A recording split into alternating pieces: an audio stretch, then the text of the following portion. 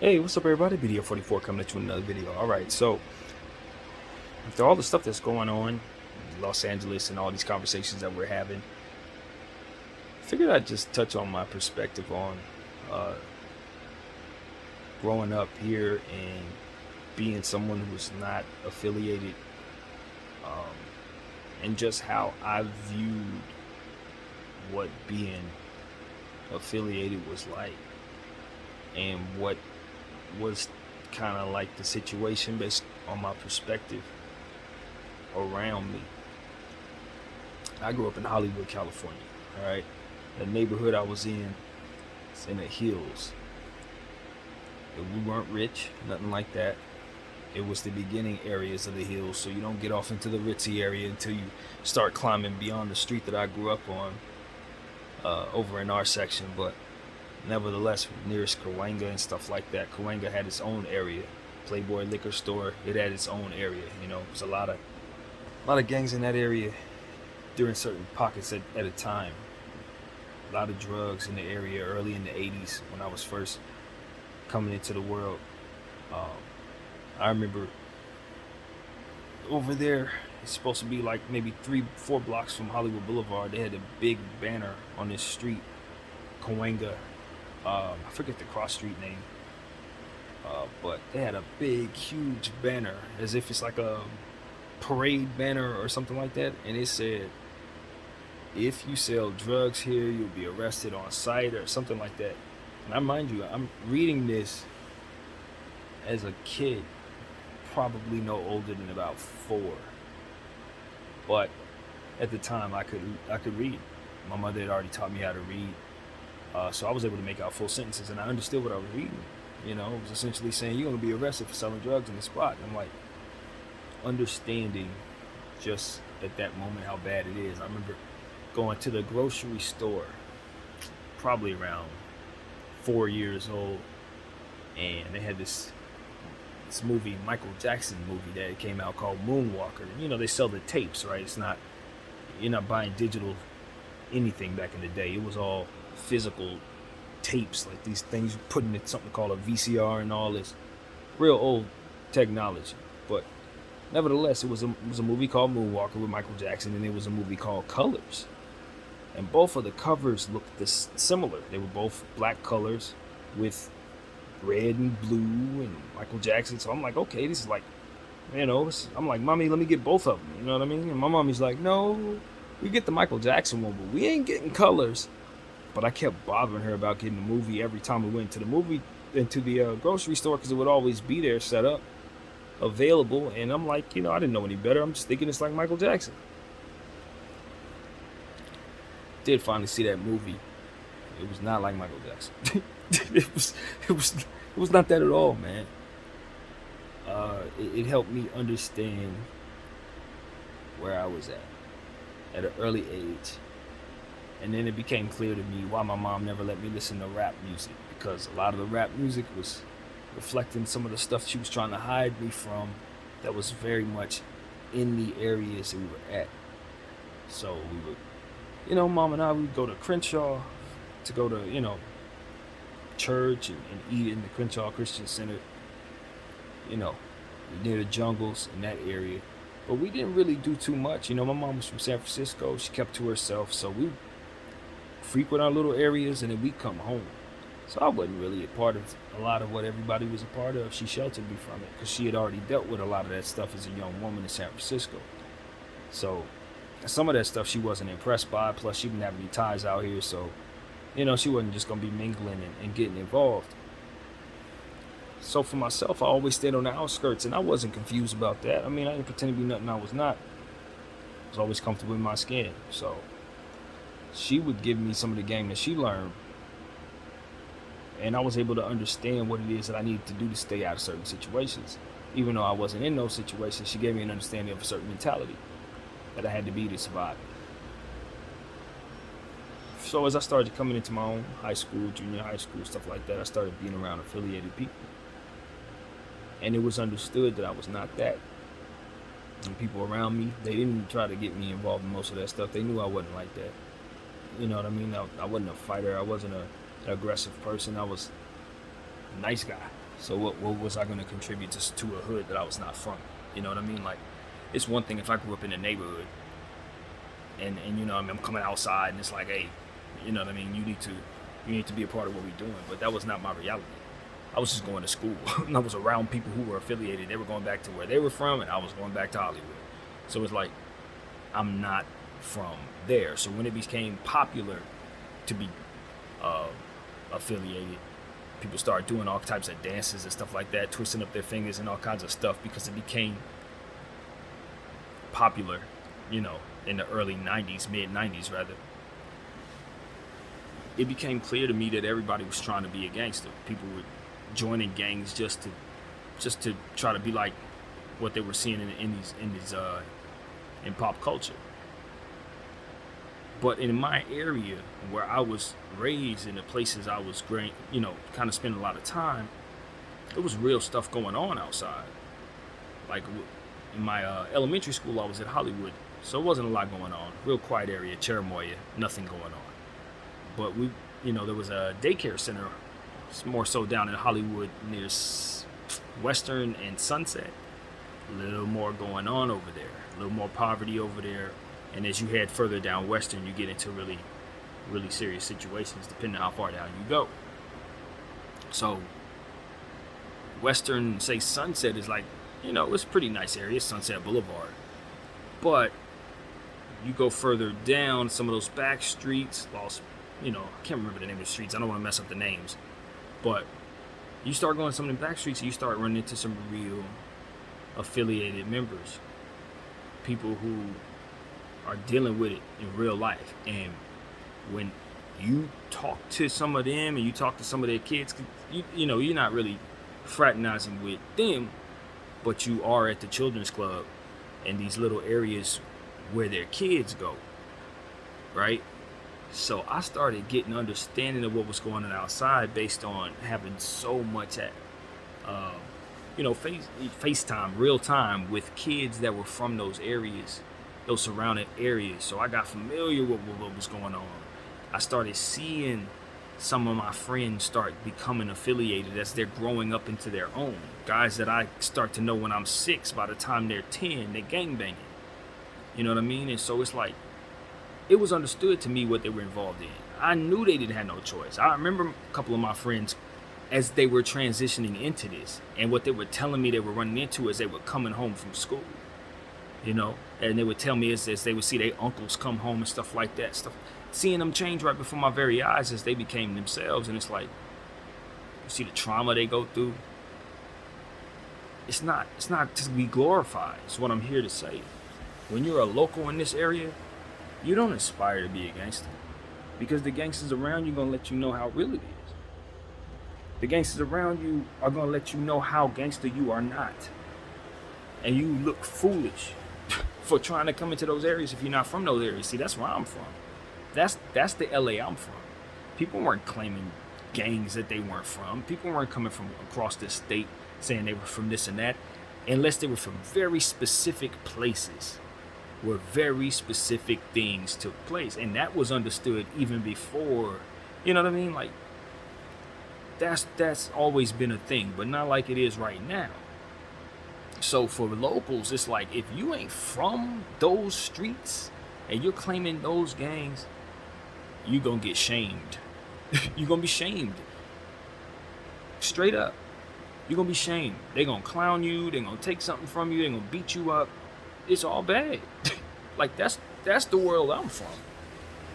It wasn't no, I want to join the gang because everybody else joined the gang. Hell no, those people are actually from over there. They're from over there, bro. You don't get to say you're from over there. Who you know over there? Who pays rent there over there? Who owns property over there with you? Do you know those guys? No, you don't know those guys. So how can you be from over there? So anytime we tried to false it out or whatever, try to act like we were something we're not, we were made fun of very badly. Right? So as I look at some of these guys in this era, and they're trying to become members of various situations, and they're aspiring to be this, they treat it like it's the Boy Scouts or like it's the Navy or something. It's like, bro, you guys if you were raised the way I was raised, you wouldn't even look at it that way. You would respect it. You would adhere to what it is you need to adhere to so that you don't find yourself intertwined in certain things. But you're close to the consequences of this. That's the difference. From afar, you guys can romanticize this and all that, but I'm telling you, I've known people who were trapped in it. I've known people who didn't survive it. It's not something to glorify or aspire to. They were trying to get out of that 9 out of 10 times. Most of the real ones I knew, they were trying to tell me to stay away from that stuff, bro. Some of the most positive things I've ever heard came from people that were affiliated.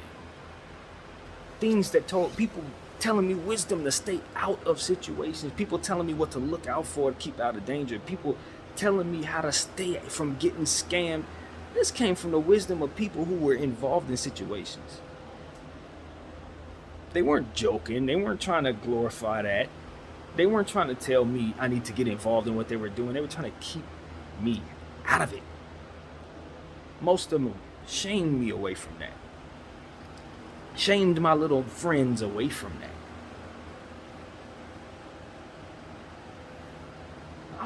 That's the funny thing about it. That's why I get so frustrated, right? Because gang banging to me is not something that I'm watching on TV. I'm thinking about people I remember in life that helped steer me out of the streets. People who literally helped me stay out of gang banging with gang bangers.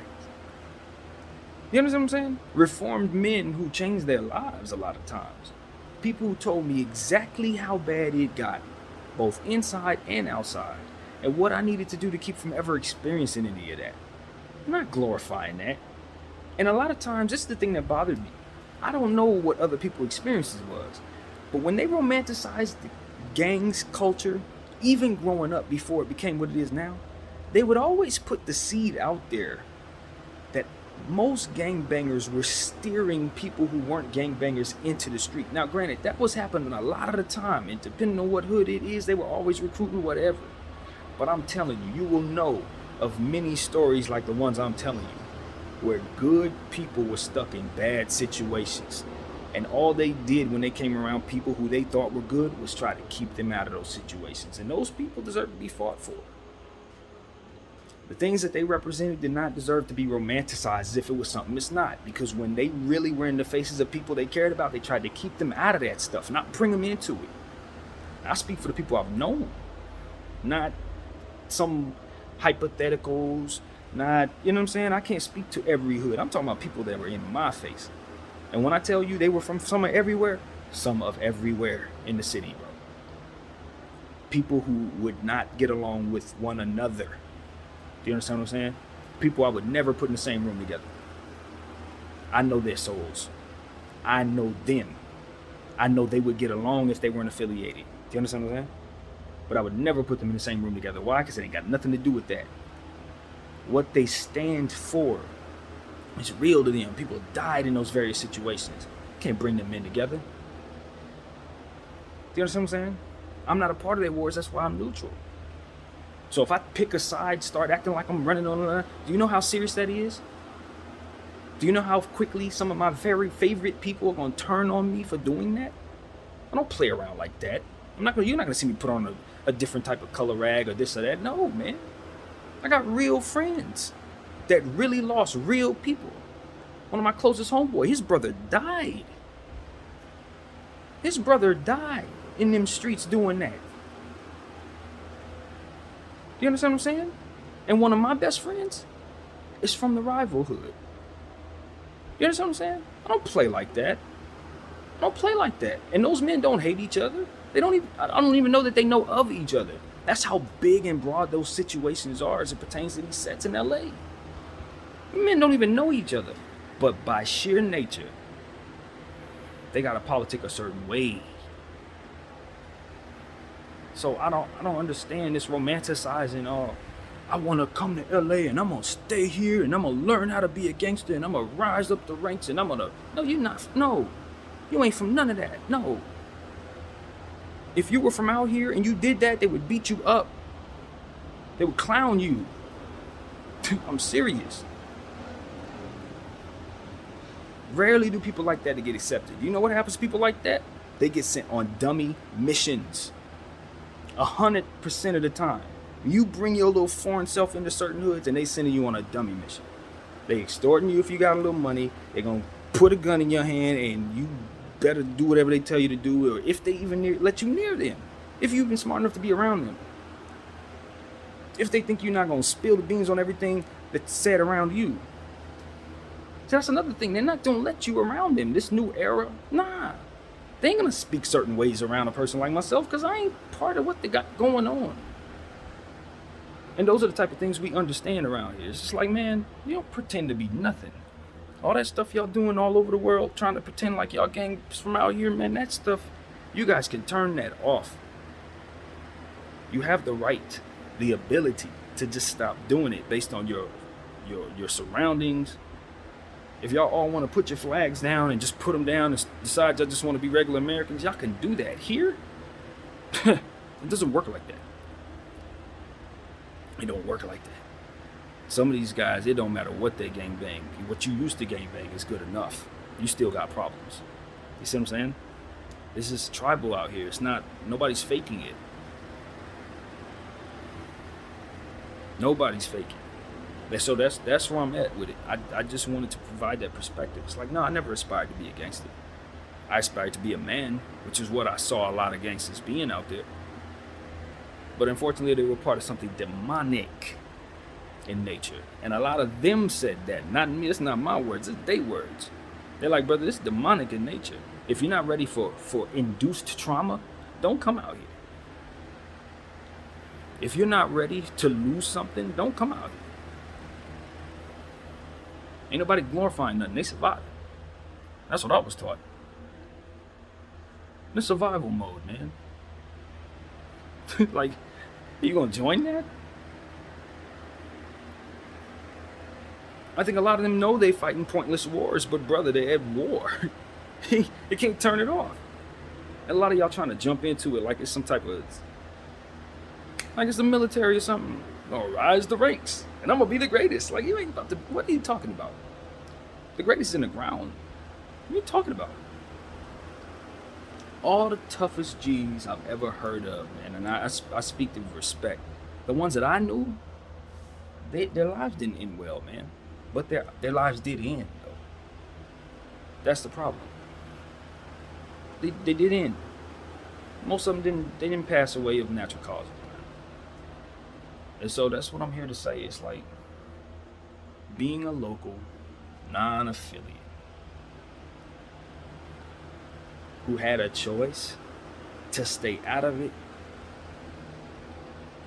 I was always given the understanding of why that choice was necessary by people who were in it. They didn't lie to me. They didn't tell me it was something I should want. They didn't tell me I was built for it if they thought I wasn't. And some of those who said, you know what, you want to be a part of this, they was like, you know what, if you do be a part of this, you understand what you're signing up for. There are going to be things you have to be responsible for once you put yourself in those situations. There's things you're going to have to be honest about and honor and quiet about, etc. And some people are just not wired for that. So, if you're not stuck out there, you need to assess what you're doing out there. Because for those of us from out here, we understand this is not a game. This is not a phase. This is not some joke that people do because they don't know any better and they're immature and they're outside and they just can't seem to get their heads out their backsides. It's none of that. It is none of that. I saw a documentary on Afghanistan. Afghanistan helped me understand Los Angeles. Yes. Why? Because they helped me understand just how difficult the terrain is to fight in. Because people are coming out of caves, coming out of all different directions, because they don't have a certain centered government. It's just a bunch of tribes everywhere that come out of their respective corners to do what it is they need to do, and then they go back in their corners. Ain't none of them like each other. Yeah, that helped me understand Los Angeles, because that is more like what we're dealing with here. And if you don't see it that way, you're fooling yourself. People aren't telling you to come out here and check in because we think we're the toughest, baddest. No, it's because this place is intricate because of the tribes that are here and how intricate they are and intertwined with one another just by sheer nature. 100 years of this, y'all. 100 years. It's interwoven, deep-rooted. We're not talking about just a generation. We're talking many. So no. Please don't think it's just, check in because, we're the toughest and your city ain't as tough as us. No, it's not even that. We got tough gun laws. Not everybody's holding. You can't protect yourself from some of the stuff that's out here. And even most importantly, you got to understand, because it's like this, opportunists come here to do stuff. It's not the locals a lot of times that's doing a lot of this. It's people who know the place is confusing, so they can come here and act like they're a local doing stuff and then go back to their respective places. That's why you need to check in when you come to LA, because this is a place where people can hide in plain sight, doing all kinds of dummy stuff. They blame it on the tribes and keep it going. It ain't the tribes doing this stuff sometimes. There's other entities that want to make it look as such. And I've known that since I was a very small child. That was always understood. That part was also explained to me by the real G's. A lot of this stuff ain't the G's doing it. It's people who want to see them continue to be at war with one another. And they were guarding against that a lot of the times. And that's another reason why they told me to stay my butt out of there. Because of that trap. Because it ain't as simple as your brother is your brother. They got real problems outside. They got real problems within their circumstances. You don't want to join that, because then you're going to have the problems they got and the enemies they got.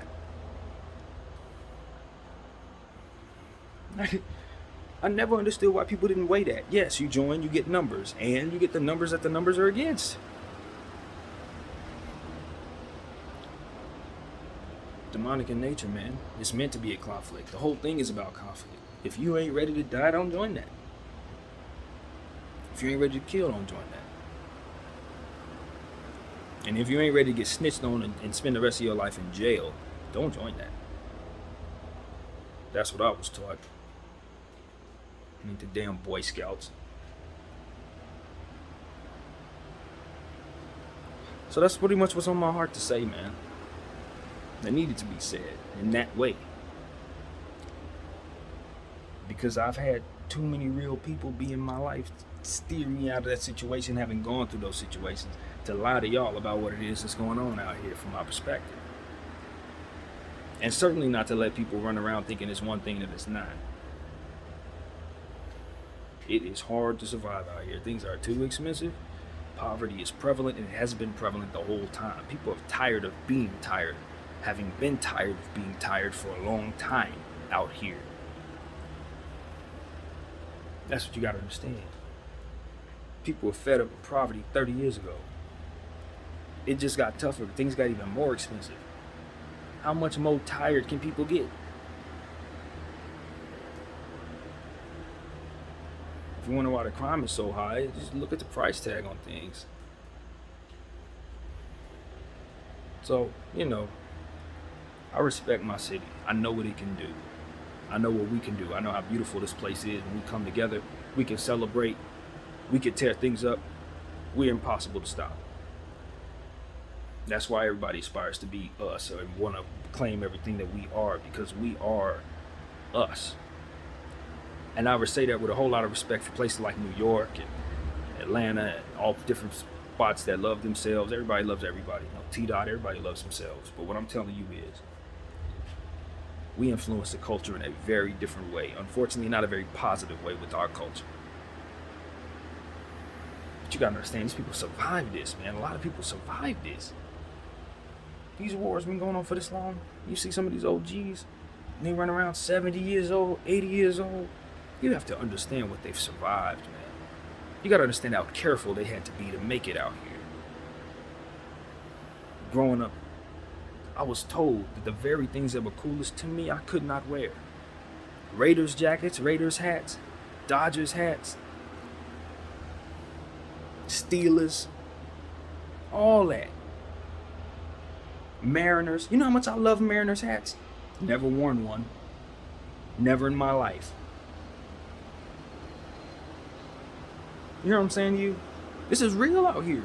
We were taught as children that you couldn't wear sports teams. Told by principals that if you came with sports teams, you was getting suspended. You understand what I'm saying? You ain't aspiring to be no gangster. You were shunned from being a gangster. You didn't want to be a gangster. You were told that being a gangster was the worst thing in the world as a child. From every angle.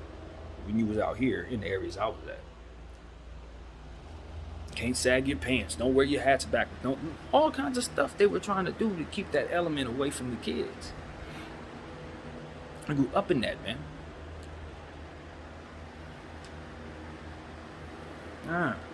That's why I listen. I know it's new for a lot of people. They're excited about the ability to be unity. There's unity in places that maybe it wouldn't have been before. They've adapted to some of these tribes, and they found unity.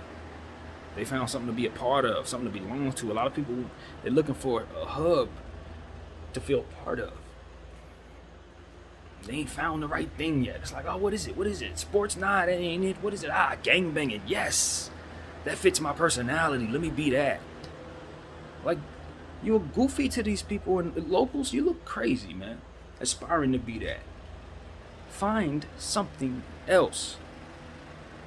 If that's your little thing, that ain't your thing.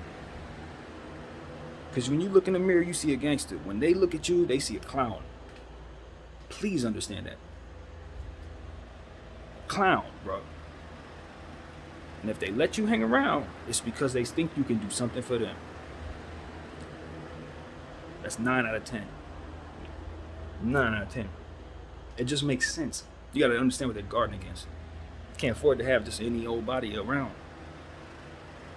That could equal jail time or death. It's just, nah. So if they think you're worthy of having around, clowns have purposes.